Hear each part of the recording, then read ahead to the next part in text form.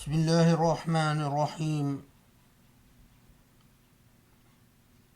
وأشهد أن لا إله إلا الله وأن محمدا رسول الله. الحمد لله الذي أنزل على عبده كتابا ولم يجعل له عوجا. أحمده سبحانه واستعين به وأستغفره وأتوب إلى الله من شرور أنفسنا ومن سيئات أعمالنا، فإنه من يهديه الله فهو المهتد، ومن يضلل فلن تجد له وليا مرشدا. وأصلي وأسلم وأبارك على الحبيب المصطفى خاتم النبيين المرسل رحمة للعالمين، وعلى آله وأصحابه وعلى من اتبعه بإحسان إلى يوم الدين.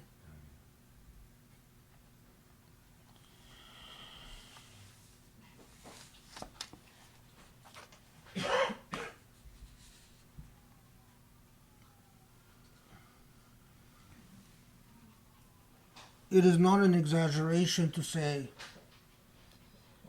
that we human beings, our intellects and our psyches, are a product of numerous cumulative narratives that we have received at different parts in our lives. The fabric of human consciousness is formed by narratives. Even more simply and directly, the fabric of human consciousness is formed by stories. Stories from the past, stories from the present, stories upon stories upon stories that form what we define as our reality, the way we understand things, the way we associate and relate to values, the way that we are entitled or that we feel entitled to feel or not to feel.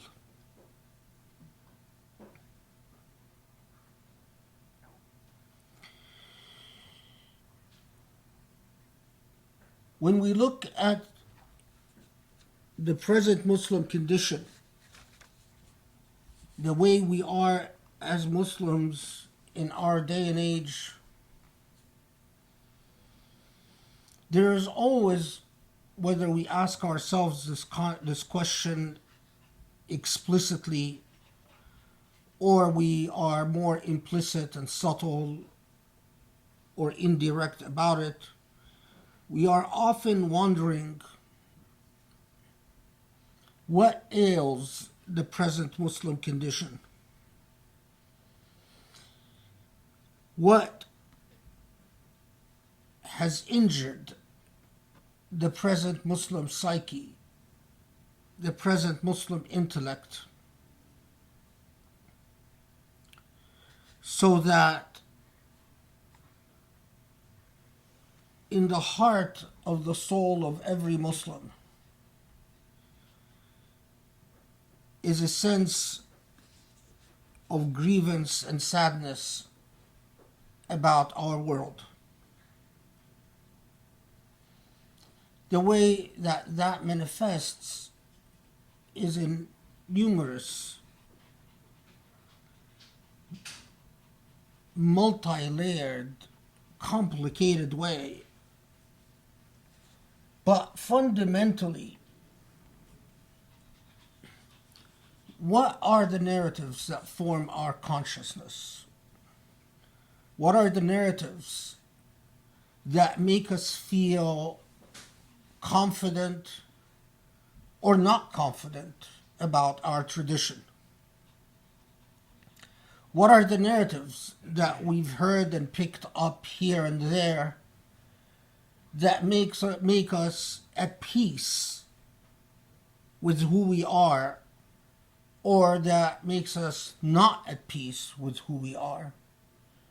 What are the narratives that we picked up and absorbed and digested here and there that make us clear about our purpose in life, our goal, what we should be doing, what we ought to be doing, or not?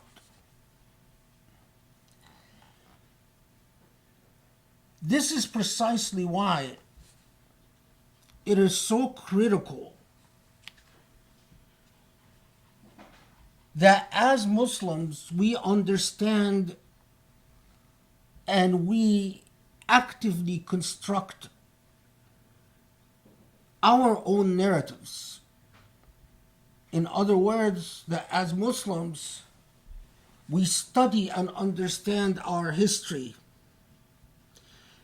and we do so with a sense of urgency, because we must understand that the way that we comprehend and absorb our history in turn defines our realities in this world and in the world to come, in the present moment and in the future. This is precisely why I have increasingly turned in my khutbahs to talking about examples from the past, because it dawns on you as a teacher, as an educator, how ill-informed or even how uninformed Muslims are about their own narratives. We as Muslims pick up impressions about who we are. And if you ask yourself what defines who you are, well, what defines who you are is your basic moral attitude towards the sum total of the past that created you. We are byproducts of our history, but not of our history as it exists in some objective world. Rather, our history as we understand it, as we comprehend it.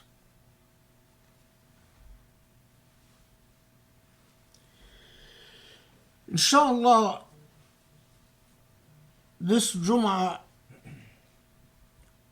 I want to discuss just a couple of fairly minor events in in Muslim history that ought to give us considerable pause and ought to make us reflect upon what we know of our past and how we know it and why we know it, and what would be needed for us to mend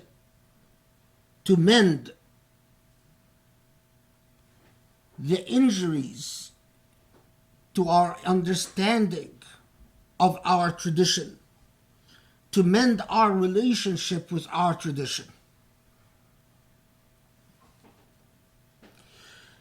The reason I have picked the narratives that I will talk to you about is because I'm fairly sure that most Muslims would have not heard about them. And yet, inshallah, you will see how significant these precedents that I will discuss are for what defines us as Muslims and what could define our relationship to our tradition. The first comes from a figure who is not famous in Islamic history, but yet someone who played a very large role in the spread and the birth of Islam in the formative moments of this religion. His name is Thumama bin Athal al-Hanafi. Thumama bin Athal al-Hanafi he has the title or Hanafi not because he was a follower of the Hanafi school of thought, but because he was from the tribe of Abu Hanifa, the tribe in Yamama in today's Yemen.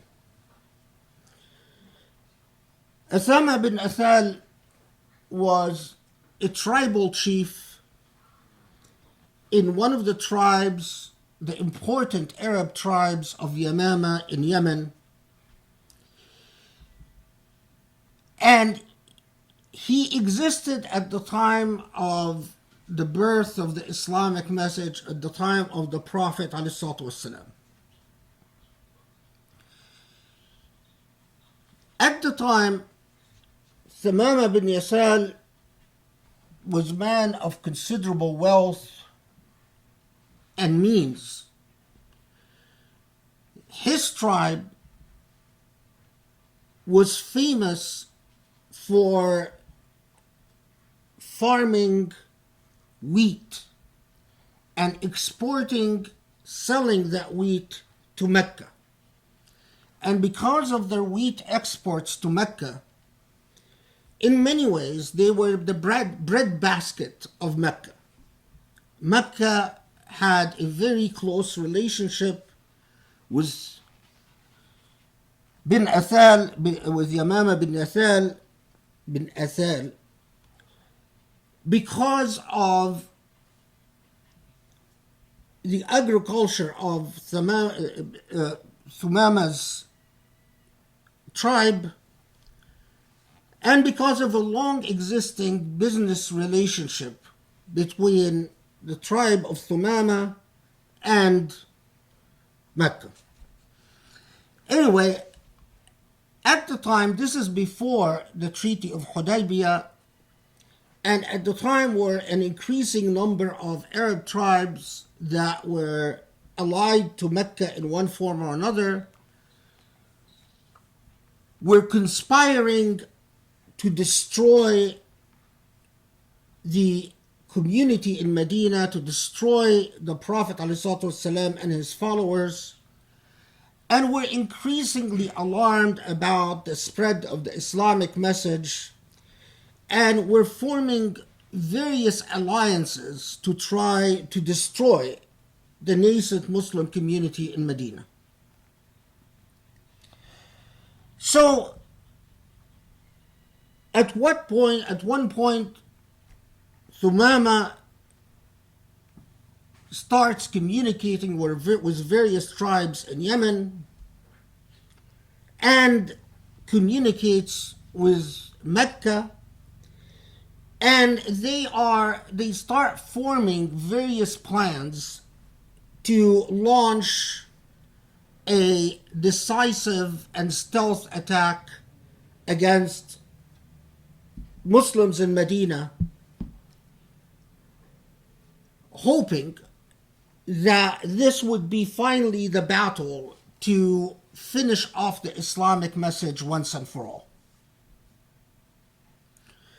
The Prophet ﷺ, because he simply didn't rely on his iman, but did his due diligence before he would ask Allah for help, the Prophet ﷺ always did his part, always exerted the effort that a Muslim must exert before they can dare ask God for assistance. So part of that due diligence was that the Prophet ﷺ had a fairly complicated network of informants that would convey news diligently to the Muslims in Medina, hopefully so that they can know who is conspiring against them and who is planning some type of military action against them.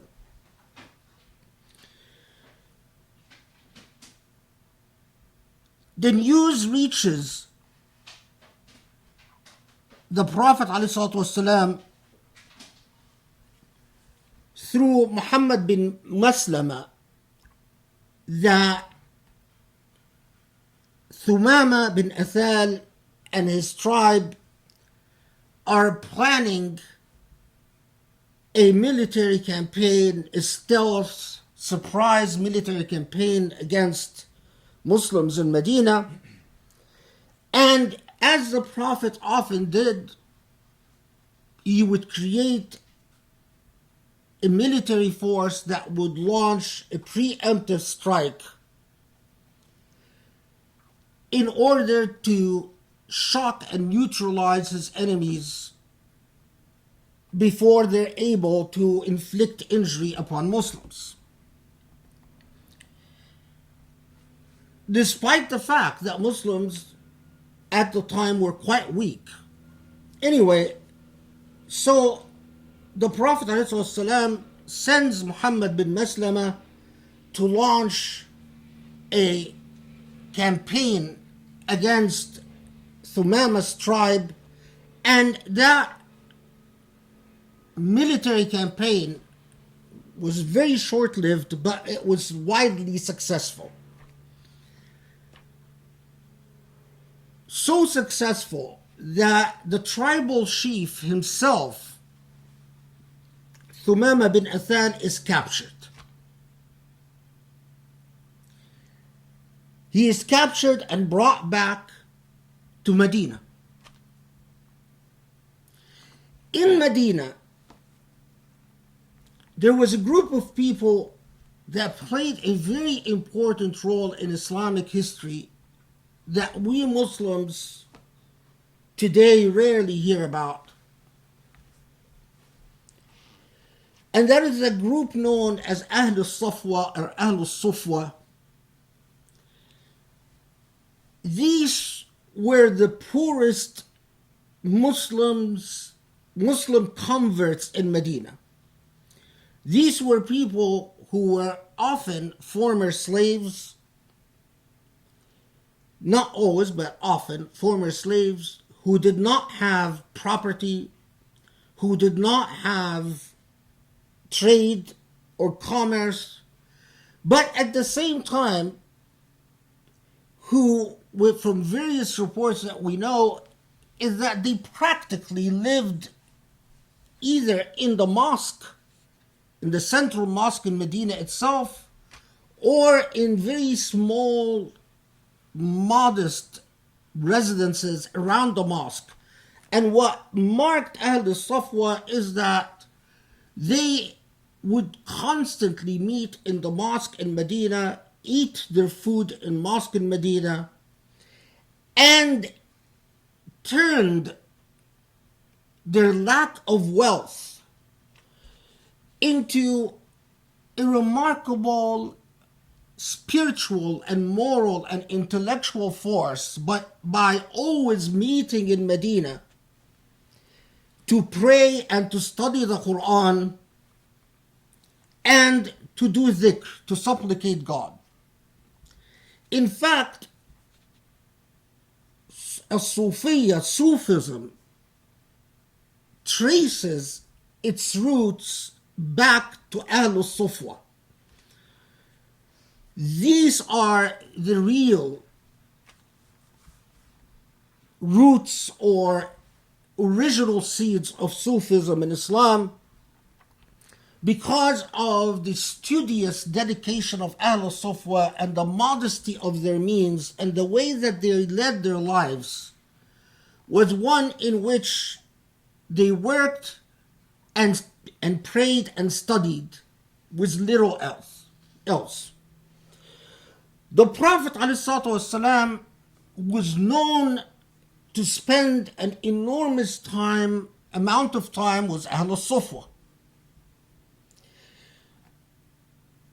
The Prophet ﷺ loved them and they loved him. And he would often go to them to share their meals. He would often know that they were often hungry. They were often didn't even have the means to feed themselves. And the Prophet would go out of his way to try to make sure that the Ahl Sufwa had enough supplies, enough food, and would often dine with them, would go and sit with them to eat his meals with Ahl Sufwa. These, of course, did not include people like Uthman ibn Affan radiallahu anhu, or Umar ibn Khattab, or Abu Bakr, or Ali ibn Abi Talib, because Uthman and Abu Bakr and Umar and Ali ibn Abi Talib, as modest their means were considered, they're people who owned homes. And that in itself made them not part of Ahl Sufwa, because Ahl Sufwa didn't even own homes. Anyway, so Thumama is captured, and that's a tribal chief. What are they going to do with him? They decided to keep him in the main mosque where Ahl Sufwa spent most of their days. Initially, they tied him as a war captive. They tied him to a pillar in the mosque to decide what to do with him. As a tribal chief, Thumama, of course, was very unhappy with the fact that he was captured, and very unhappy with the fact that he is tied to a pillar in the mosque. But what Thumama was particularly unhappy about was the fact that those who fed him were the poorest element, were Ahl Sufwa, the people of Sufwa. They were the ones who supplied his meals. And Thumama was not used to the modest food that Ahl Sufwa consumed, because they fed him from what they ate. And there are very interesting stories that when they present him with his dishes, he looks at it and he says, "What is this? No meat, no fried things, no spicy things. This is very simple food. You expect me to eat this?" And he refuses to eat, at least for the first couple of days. And basically they say, "That's what we have. This is the food we consume, and so we're giving you from our own food." And he's in disbelief. How can you live this way? You actually don't eat fancy food. This is very simple food. In fact, one of the dishes that were presented to him were basically wheat and milk, which he thought was just, I am a chief, and do you expect me to eat stuff like that? But being tied to this pillar in the main mosque in Medina, he had an opportunity to watch Ahl Sufwa pray and do dhikr. Yes, he shared their very modest food, which he didn't like, but he also had an opportunity to observe the way they spent their day. And Thumama was struck by something that, as a tribal chief from Yamama, he didn't comprehend before. These people come from various tribes and come from various ethnic backgrounds. And they are of very diverse races. There are the Abyssinian blacks. There are the Yemeni. There are the Romans. There are the Egyptians. There are the Shamis, the light-skinned Shamis from Aleppo, from Halab. And there are people who come from Basra, and they all sit together, they pray together, they do dhikr together, they eat together, and they seem to be in a world of malakut. They are happy, the type of happiness that Thumama had not seen before. And they are tranquil and at peace with themselves in ways that Thumama didn't understand. And he would see the Prophet, who for Thumama is a tribal chief, is the equivalent of a tribal chief. The Prophet Muhammad come and sit with them, eat with them, joke with them, laugh with them, pray with them, study with them, in absolute humility and simplicity, without fanfare, without hypocrisy, without ostentatious behavior. Human beings as human beings in their simplest and most pure form.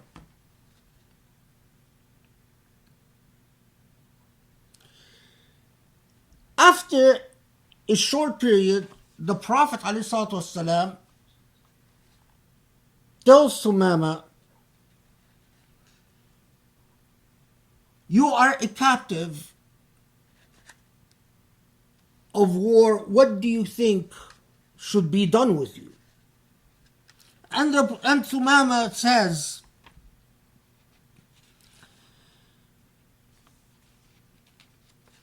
I mean, it's the Arabic is always fascinating. إن تقتل ذا كرم وإن تعفو عن شاكر وإن كنت تريد المال فسل تعطى منه ما شئت. Basically, Thumama says, you know, if you kill me, then you've killed an honorable human being. If you release me, I will be grateful. But being a typical tribal chief, he said, the heart of the matter, if you want money to release me, then name your price. My tribe will pay whatever price you state to obtain my release. The Prophet ﷺ said, we don't want to kill you, and we don't want your money. We're releasing you. This was the final straw to Thumama's re-observation of reality, a reality that Thumama had not been exposed to before. And Thumama is a bit of disbelief that Muslims, after having captured a tribal chief, are just going to release him for nothing. And his whole value system is in a bit of a shock because of what he observed among these Muslims. After a short period of time where he doesn't leave Medina, he comes to the Prophet ﷺ and he says, I want to be a Muslim. I want to pronounce the Shahada and become a Muslim. Of course, the Prophet ﷺ is very pleased with the fact that Thumama now wants to convert, and Thumama says, I want to be a Muslim and live with you in Medina now. The Prophet ﷺ says, you know, if you're welcome to Islam, but if you really want to serve this religion, don't live with us in Medina. Become a Muslim and go back to your tribe and spread Islam there. Teach them about Islam. And Sumama reluctantly agrees. He knows that once he goes back to his own tribe, it's a difficult path to take because he will meet considerable resistance. But ultimately he understands that it is not about just his own life and what he does with his own life, that now that he has seen a moral example,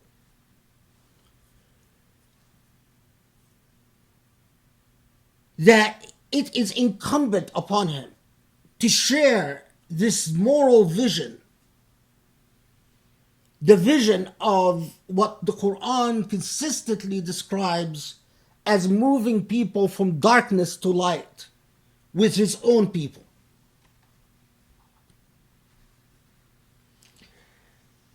An interesting little event, sort of a footnote. Before Thumama leaves Medina, he is actually, and now he had taken the Shahada and has washed and is learning how to pray. He is, because as a celebration with his conversion to Islam, the women in Medina go out of their way to prepare a fancy meal for him. They go literally collect donations from various people to cook a nice meal, but when they present it to Thumama actually eats nothing. And when they ask him, Thumama, you haven't eaten anything. From the first day you came here, you were complaining about the quality of food, and now we've given you nice food, you don't actually eat it. And Thumama's response, I'll read it in Arabic.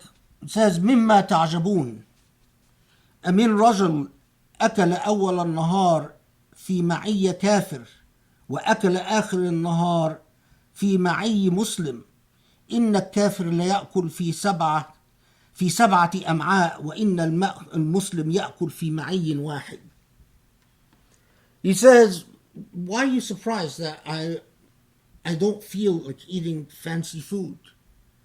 A kafir, when I was not a Muslim, all I cared about is food and the taste of food. I wanted to fill my stomach. But that's the attitude of a kafir. The attitude of a Muslim is that they look at food as a necessity, not an object. I've lost my zeal for food once I've come to the light of this religion. But the story doesn't even end here. Thumama understands why the Prophet ﷺ wants him to go back to his tribe in Yamama and teach them about Islam and not live in Medina.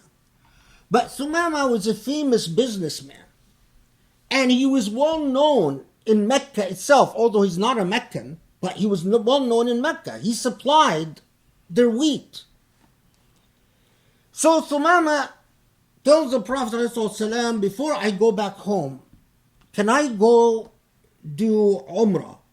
Can I visit the Kaaba? This will be the first time I visit the Kaaba as a Muslim, rather than as a polytheist. And the Prophet ﷺ says, okay, I have no objection. So Thumama travels from Medina, now a freed man, or from captivity. But Meccans don't know he's Muslim. And he goes to Mecca and he visits the Kaaba and he makes supplications. When Mecca overhear his supplications, they suspect that this man had converted to Islam. So the chiefs of Mecca confront Thumama and say, come here, what is this you're saying? This is what the type of stuff Muslims say. لبيك اللهم لبيك لبيك لا شريك لك لبيك إن الحمد لك والنعمة لك والملك لك لا شريك لك. What is this? And he says, I am now a Muslim. Mecca is outraged, and in fact so outraged that they assault him. They physically assault him and start beating him up. Thumama takes the beating and leaves Mecca, going back to his tribe. What is the first thing he does in his tribe once he reaches Yamama? He tells his tribe, from now on, we are not selling any wheat to Mecca. He had become a Muslim, but he was also physically assaulted in Mecca, and he is sufficiently upset and sufficiently hostile to his former allies of the past that he refuses to sell them any wheat. Thumama's decision causes the economic boycott by Thumama causes a complete upheaval in Mecca. They try to find an adequate source for their wheat other than the Yemeni tribe of Yamama, but all the alternative sources like Egypt are too expensive and they lead to inflation, so it causes a serious economic problem in Mecca. The Meccans meet, what do we do about this? Well, we've beaten up Thumama, he's now a Muslim, how can we deal with this situation? How can we deal with inflation that is now produced or the result of us importing wheat from somewhere else other than the close by Yemen? And they find that there is no other solution, because they tried to appeal to Thumama to get him to change his mind. They even offer to pay a much higher price, but Thumama refuses. So what do they decide to do? They decide to send a message to the Prophet ﷺ to tell the Prophet, can you please tell Thumama to end the economic boycott? Now, understand that at this time, not only were Mecca and Muhammad ﷺ and Muslims of Medina at war, they were at war. But, moreover, Mecca had inflicted an economic boycott against Muslims in Medina that led to the near starvation and actual starvation and death of several Muslims, but to the near starvation of all Muslims. Mecca itself has imposed an economic boycott against Muslims that was horrendous in its consequences, and that eventually led to Muslims leaving their homes and leaving their businesses in Mecca and migrating from Mecca to Medina. So when Mecca sends a letter to the Prophet ﷺ, this is the actual language of the letter. ألست تزعم أنك بعثت رحمة للعالمين فقد قتلت الآباء بالسيف والأبناء بالجوع عهدنا بك وأنت تأمر بصلة الرحم وتحث عليها وإن ثمامة قد قطع عنا ميرتنا وأضر بنا فإن رأيت أن تكتب إليه أن يخلي بيننا وبين ميرتنا فافعل. The letter is very intriguing because it is haughty and arrogant. It tells the Prophet, don't you say that you were sent as a mercy to humankind? But what is going on is leading to the starvation of our children.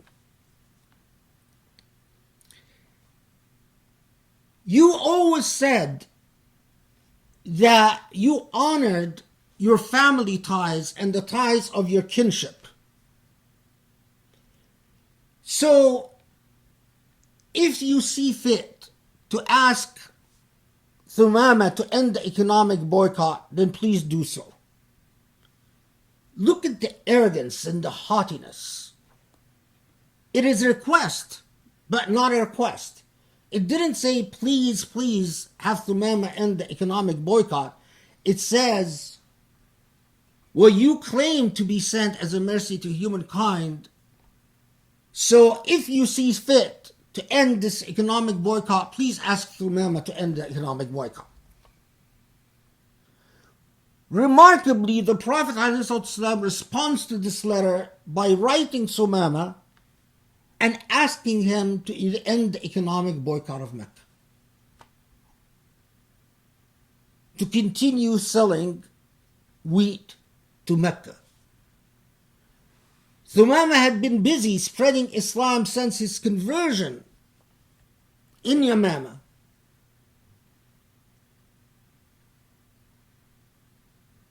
So Yamama, that tribe, will increasingly become Muslim and eventually become, for the most part, most of it will become Muslim. But once he gets the letter from the Prophet ﷺ, he says, this is the request I cannot refuse. He forgets about his beating. He forgets about the grievances he has with Mecca.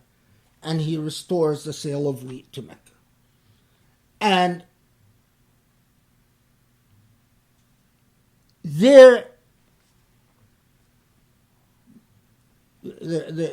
well, that's as much as we want to say about it. But pause and reflect upon the morality of that community that is able to impress an enemy stranger.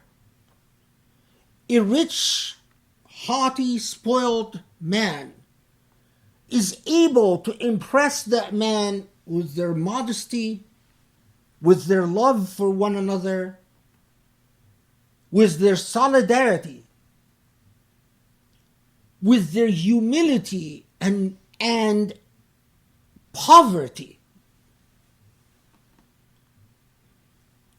So much so that the man becomes Muslim, but even with their enemies, there are moral limits to any military conflict or any hostility that Muslims have even with their worst enemies. The Prophet ﷺ did not initiate the economic boycott, and there are reports that he didn't even know about it. But once he receives the letter, the logic is there. You've been sent as a mercy to humankind. And that has its own moral imperative. And so, although Muslims had suffered this economic boycott, they refused to inflict it upon others because of the fact that innocents, like children, like people who are not involved directly in the war, will suffer the consequences. Now ask yourself, and this is the question that I always go back to. You might have been raised a Muslim, and I am sure that the vast majority of people who were raised Muslims had never heard of this story. You might have been converted to Islam, and I'm equally sure that as a convert, you've never heard in a Sunday school or a Sunday lecture anyone talk about this as part of the Sunnah of the Prophet ﷺ. Let me very quickly tell you another story. Very quickly. You all, at one point or another, heard of the companion of the Prophet ﷺ, Abu Hurairah. Abu Hurairah, after he had converted to Islam, was among the Ahl al-Safwa. He lived with Ahl al-Safwa. Poverty, but a detachment from the material seductions of this world. The people that the Prophet ﷺ would spend a lot of time with. Abu Hurairah had a mother that he was very close to, loved very dearly, and cared a great deal about, but she was a kafra. She had not converted. And Abu Hurairah would consistently try to convince his mother to become a Muslim. And the way she would respond was to insult and attack the Prophet ﷺ. And he would complain to his friends and his brethren that I have a hard time because every time I ask my mother to be a Muslim, she just goes off saying bad things about the Prophet ﷺ, and what she says hurts me, so I don't want to hear it. Ahl Safwa, as I told you, were often hungry, truly hungry. You want to know how hungry? On one day, Abu Hurairah goes around Medina and the Prophet ﷺ meets him and he says, "Where are you going?" And he says, "I am actually not sure. I'm trying to find food." The Prophet ﷺ says, "Why?" He says, "The only thing that made me roam the streets right now is hunger." And the Prophet ﷺ smiles and says, "Well, the only thing that's making me roam the streets now is hunger as well." Both are not like us. We're hungry, let's order something. Both are hungry and roaming to see if their food supplies. The Prophet then, someone delivers to the household of the Prophet dates. So what does the Prophet ﷺ do? He takes the dates, he divides up the dates, 2 dates for each member of Ahl al-Safwa, and 2 dates for each wife of the Prophet, and 2 dates for the Prophet. 2 dates. So the Prophet ﷺ tells Ahl al-Safwa, take the 2 dates, add water to them, boil them in water, and eat them. It will fill up your stomach. The Prophet ﷺ notices that Abu Hurairah took 1 date, put it in his pocket, and the other date he went to cook. Look, this is a leader who has that level of sensitivity. He notices who actually consumed the 2 dates and who saved up 1 date. So he says, "Abu Hurairah, why did you save 1 date?" He says, "Prophet, for my mother. I consumed 1 date, the other date for my mother, who is not a Muslim." The Prophet ﷺ smiles and says, "No, eat up your 2 dates, we'll give your mother 2 dates. So he goes and he gives his mother 2 dates, and Abu Hurairah gets to consume his 2 dates. Very simple incident. The Prophet ﷺ didn't say, "Your mother is a kafra, she doesn't count." The Prophet ﷺ didn't say, "Your mother is a kafra, why is she living in Medina with us?" These people who would fill their stomachs not with a nice sandwich and fries, they would fill their stomachs with 2 dates boiled in water. This is why they created the civilization that they created.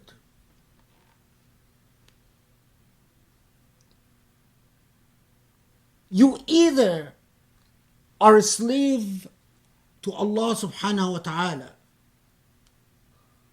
You are either bonded in servitude to Allah, or you are bonded in servitude to material wealth.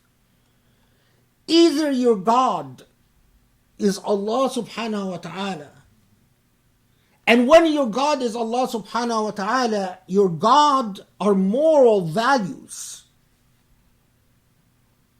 Values that we as human beings share with each other. Or your God will be materiality and the mighty dollar. Either you exist in a state of tawheed,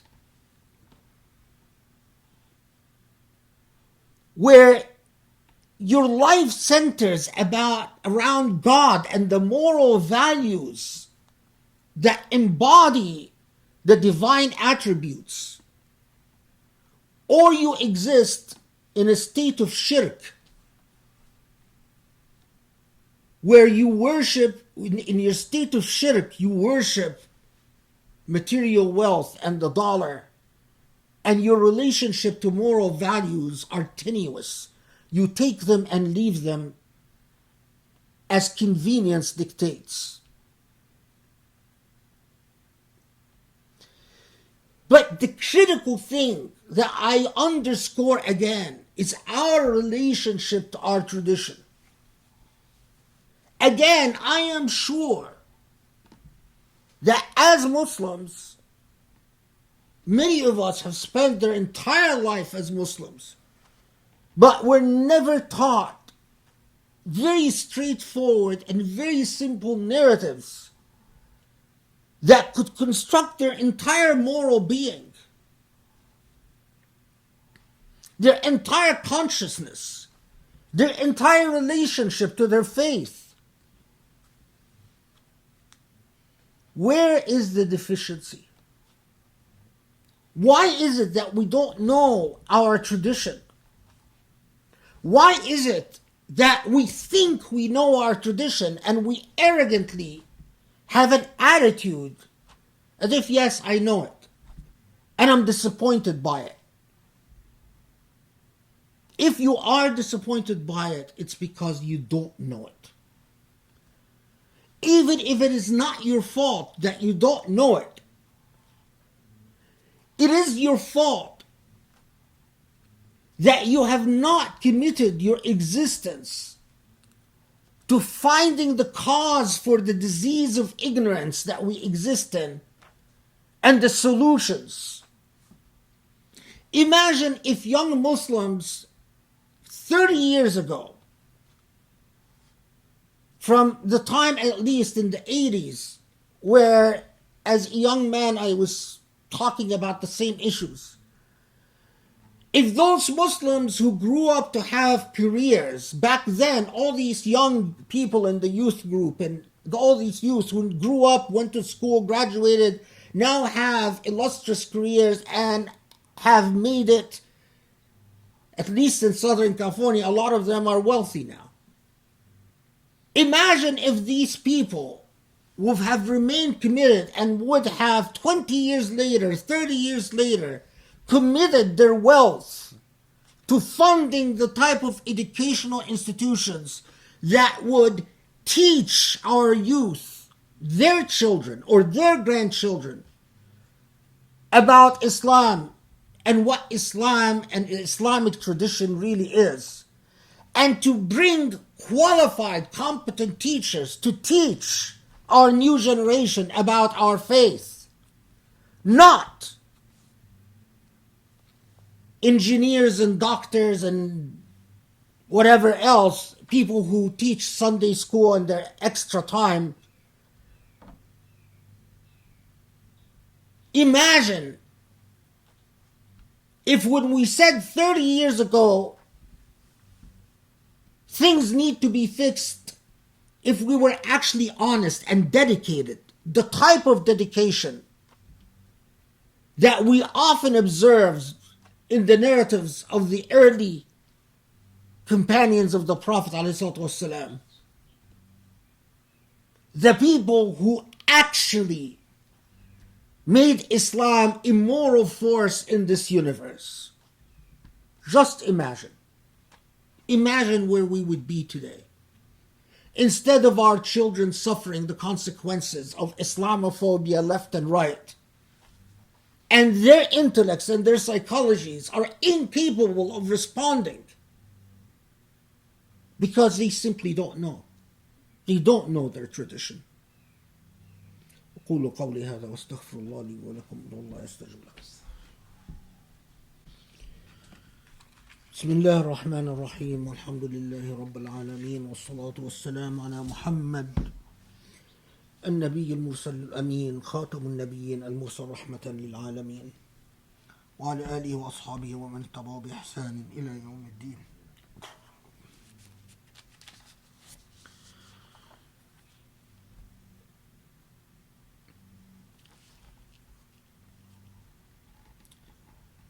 Morality is indivisible. Every time there is an evil that you are aware of that falls upon anywhere in this earth, something demonic occurs. And rest assured that what is demonic leaves a demonic imprint. And demonic imprints are like infections.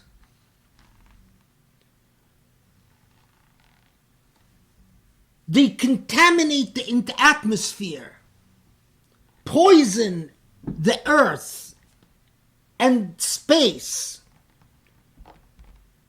and turn the environment toxic.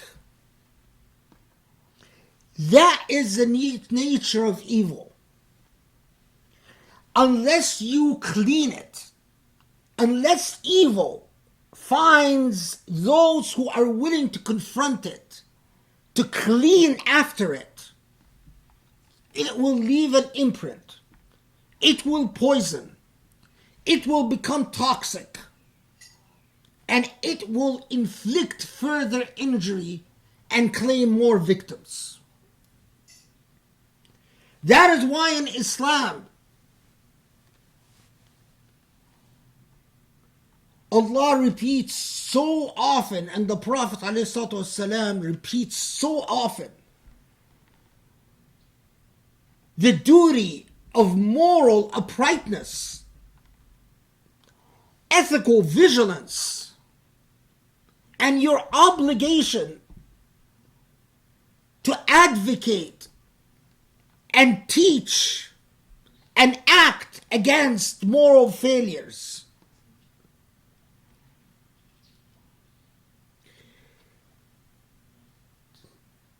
Something that I want to underscore because it is a major moral failure of our day and age. One is very old news. Yet again, another evil, another toxicity, another betrayal. Israel wants to confiscate more territory in the West Bank, as if the Palestinians haven't suffered enough. And one of the things that just struck me, that came out from the State Department, from Trump's administration, was said, Arabs didn't do anything. Muslims didn't do anything when we moved the embassy to Jerusalem. All the claims about how this is going to outrage the Muslim world turned out to be exaggerated. So, the same. Israel will just claim more lands, disinherit more Palestinians, and Muslims will not do anything. And you know what? They're right. Because Muslims have become accustomed to meeting evil with utter apathy. While you have so many American Jews that pick up, these are people who are highly educated, who could be doctors and lawyers and bankers in the US or in New York making thousands and thousands of dollars each year. They pick up and they decide to go be settlers in the West Bank, making a fraction of what they would have made in New York, living a far more modest life out of commitment to an idea, a principle. In my view, that it is an immoral principle, the principle that we must settle this land and colonize this land, even if it means throwing Palestinians off the land, but it's commitment and dedication. While on the other hand, we have these new Muslims coming up that say, why should Palestine be a cause? Why should we care?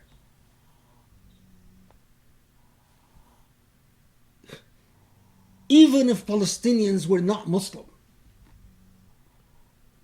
it's the moral principle. People who have their land taken away and they become disinherited and rendered homeless as they have been for the past 60 years. Leave alone Jerusalem and its critical place for the Muslim psyche and Muslim morality. But the second major moral infraction is the Holocaust that is being committed by the Chinese government. The Holocaust against Chinese Muslims. Of course, many of you have heard when, what's his name, wrote a book, Michael Bolton. John Bolton. John Bolton revealed in his most recent book that Trump told the Chinese president that it's a good idea to intern Muslims and put them in concentration camps.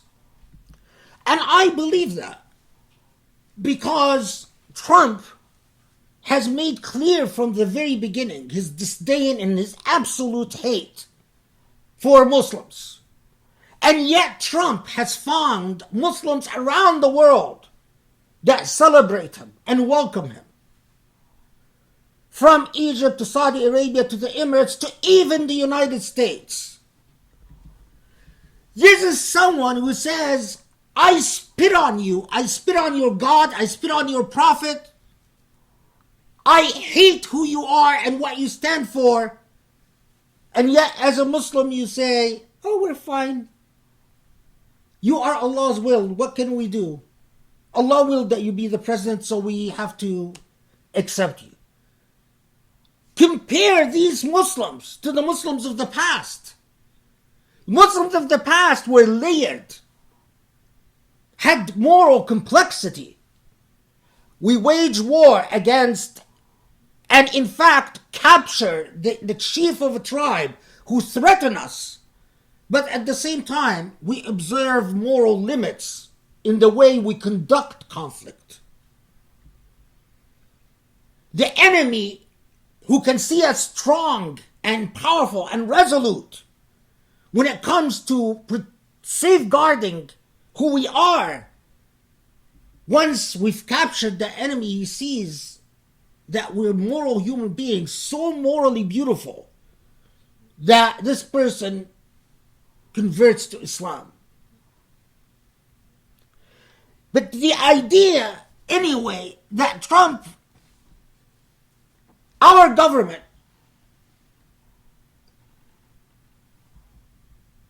And I tell you right away that China would not have built these concentration camps for the Uyghur Muslims.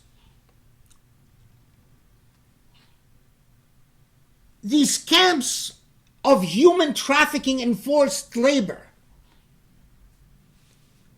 it would not have happened if from the beginning they found that the United States and major business partners like Saudi Arabia and the Emirates and Egypt and Turkey and Iran and Qatar and every Muslim country were resolute in that you cannot do this to fellow Muslims. And that if you do this to fellow Muslims, there would have been severe consequences. I put it before you. Is it racism? Is it because we Muslims are racist? Is it because these Muslims are Chinese, Asian, so we don't think of them as real Muslims? I might be tempted to say yes if it hadn't been for the fact that we've done the same with Palestinians who are Arab. So is it that we are just losers across the board? Or is there, and this is something we must ask and confront, or is there an element of racism in the way we think of the Muslims of China? These are millions of people placed in concentration camps, women who are raped, men who are executed and beaten, organs which are harvested, children who grow up in labor camps.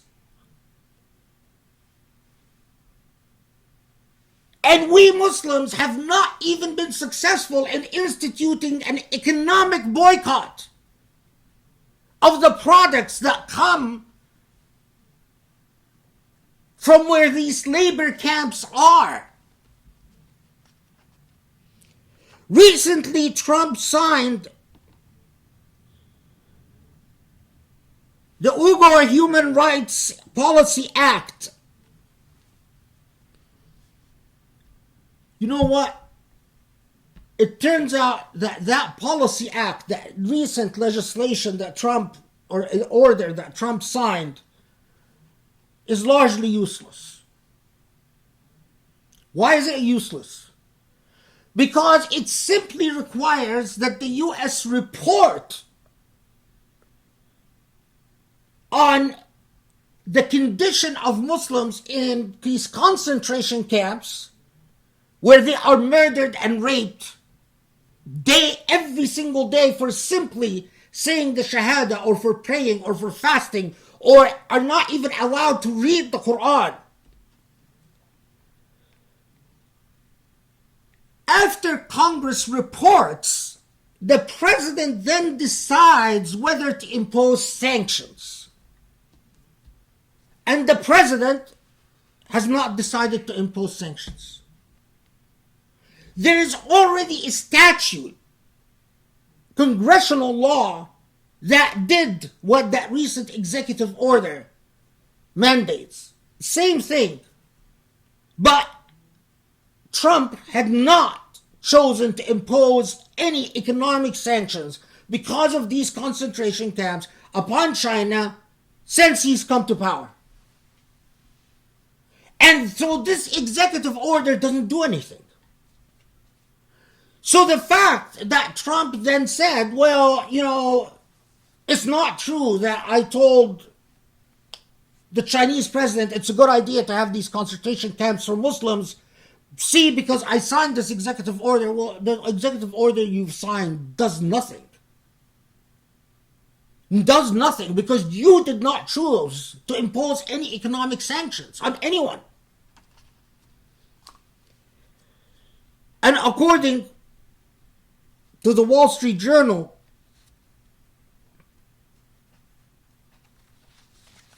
Trump once again cites U.S. economic interests as justification for failure to impose any real or even not real economic sanctions.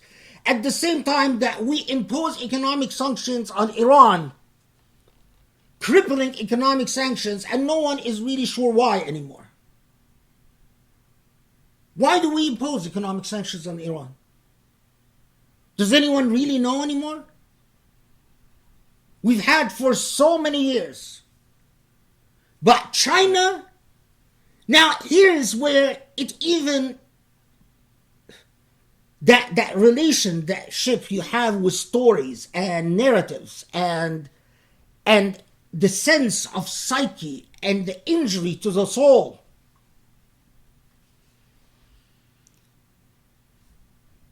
Again, in one of its illustrious events, the American Jewish Committee, in June 14, has this major conference where, as usual, the Prime Minister of Germany speaks as the plenary address, as a keynote address. Michael Pompeo speaks in the keynote address. Everyone is talking about how Israel must be kept safe at all times, and which again, I have no problem with keeping Israel safe, as long as we give people their rights. But the part that made me pause here is the head of the Muslim World League, Muhammad al-Isa. Muhammad al-Isa was invited to give a plenary address as well. And he gave a very nice plenary address. In Islam, we don't have any problem with Jews, which is true. I absolutely agree that the Holocaust was an absolute moral abomination. It's true, and I absolutely agree. We are outraged by the Holocaust. Absolutely true, and I absolutely agree. Israel has a right to exist and be safe. Again, absolutely true, and I agree. So what is the problem? Well, the problem is that Muhammad al-Isa, in all the nice things he said about what Israel and Jews are entitled to, didn't once mention Palestinians. Didn't even pay lip service to the Palestinians, as if they are a non-entity, a non-people. Didn't mention the Muslims of China that are going through a Holocaust. Muhammad al-Isa says the Holocaust must never be permitted to reoccur anywhere in the world. And I agree, but it is occurring in China. And against Muslims this time.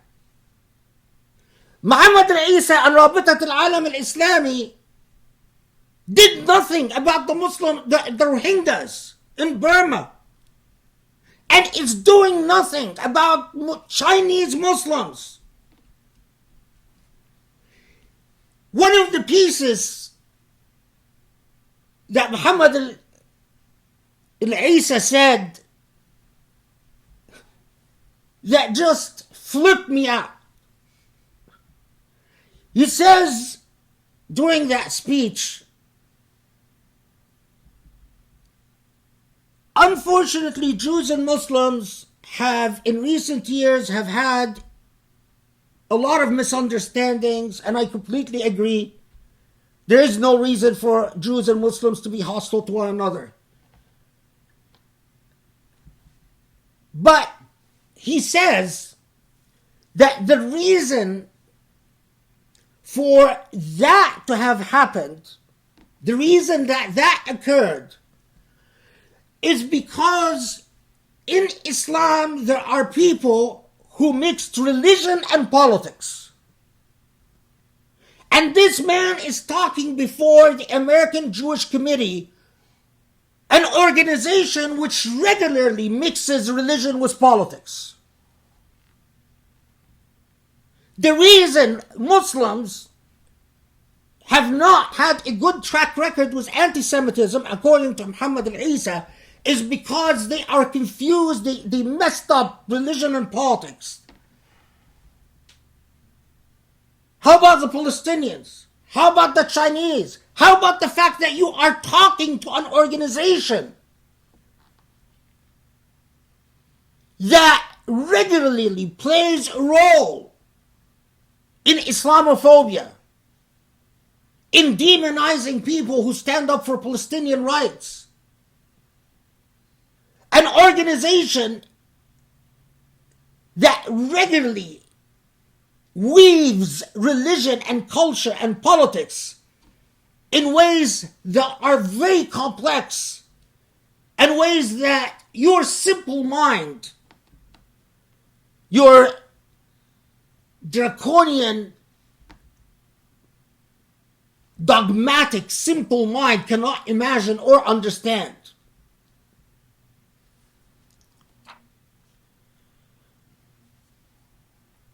I will say this again. We see what Israel is doing with the West Bank and the position of countries like Egypt and the Emirates and Saudi. We see what China is doing with their concentration camps against Muslims and the position of countries like Egypt, the Emirates and Saudi. And not just the moral legitimacy of countries like Egypt and Emirates, to the point that today, if I see anything coming out of Dar al-Ifta al-Masriya or from Mashiachat al-Azhar in Egypt, I discount it. I'm not interested in anything they have to say about Islam. Nothing. They have completely lost their legitimacy to speak for the Islamic tradition or to even teach about anything that is related to Islam. But what is even much more serious is that I am increasingly feeling this way about the position of Saudi to the Hijaz and to the holy sites. Saudi is putting itself increasingly in a position where their supervision and guardianship over the holy sites is becoming illegitimate and unjustified and must be taken away from them, because Al Saud have broken all the moral boundaries that could have justified Muslim silence vis-a-vis the custodian of these toxic people, the Al Sauds, towards the Hijaz.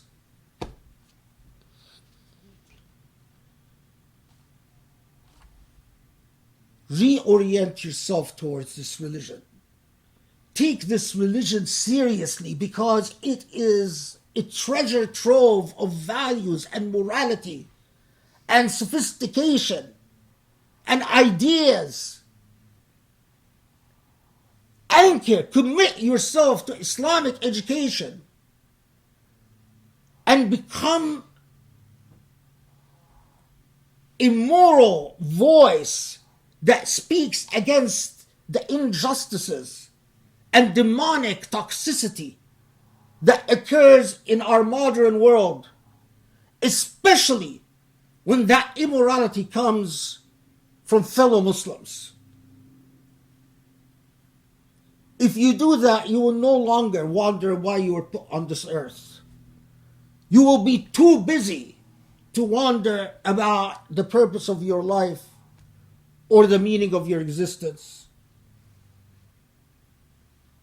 You would live a meaningful, perhaps difficult, challenging life, but a meaningful moral life that Allah rewards you for, and that at least you can honorably defend when you meet your God.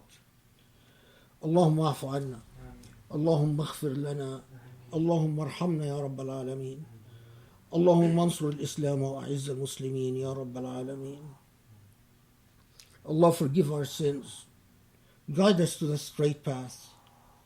Help us, aid us in becoming better Muslims, in developing our love for you, Allah, and understanding you, Allah, and in becoming morally upright human beings that stand for justice and stand for meaning and beauty, and that resist and abhor evil in its form, in all of its forms. You are the best guide and the most merciful and kind and compassionate. Ya Rabbal Alameen wa